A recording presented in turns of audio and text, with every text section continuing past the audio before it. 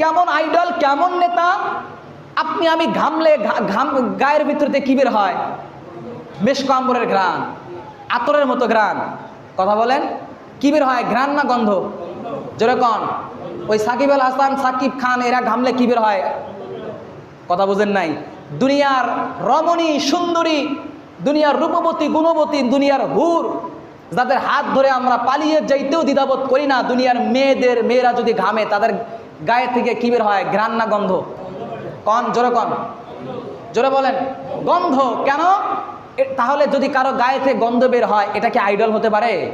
মুসলমানদের এটা আইডল হতে পারে না। প্রিয় ভাইরা আমার নবী যখন ঘামতেন রোদের কিরণে যখন ঘামতেন, সাহাবাই কেরাম এই ঘামগুলো আতরের শিশির ভিতরে রেখে দিতেন। মানে সুবহানাল্লাহ, জোরে কন একটু। প্রিয় ভাইরা আমার, কেন? আম্মা জান আয়েশা রাদিয়াল্লাহু তাআলা আনহা বর্ণনা করেন, সাহাবাই কেরাম এই ঘামগুলো শিশির ভিতরে রেখে দিতেন। যখন কোনো বিবাহর অনুষ্ঠানে যাইতেন, বড় ধরনের মাহফিলে যাইতেন, সাহাবাই কেরাম এই ঘামগুলো গায়ের মধ্যে লাগাইতেন।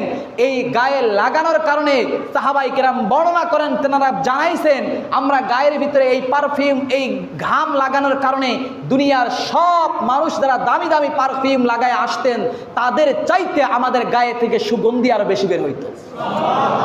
যারা বলেন সুবহানাল্লাহ। তাহলে তাকে মানবো না সাকিব খানকে মানবো? নবীকে মানবো না সাকিব খানকে মানবো? প্রিয় ভাইরা আমার, আল্লাহর নবী শুধু কি তাই?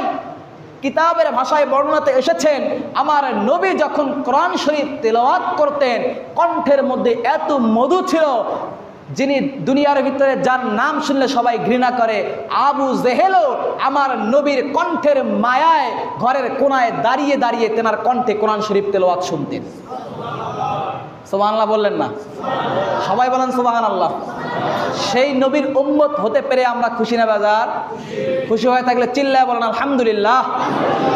প্রিয় ভাইরা আমার, শুধু কি তাই? কিতাবে এসেছেন, আমার নবী যখন রাস্তা দিয়ে হেঁটে যাইতেন, আল্লাহর কুদরতে রৌদ্রবেলা হেঁটে যাইতেন, আকাশ থেকে মেঘমালাগুলো আমার নবীর মাথার উপরে ছাতা হিসাবে ব্যবহৃত হইতেন। আইডলকে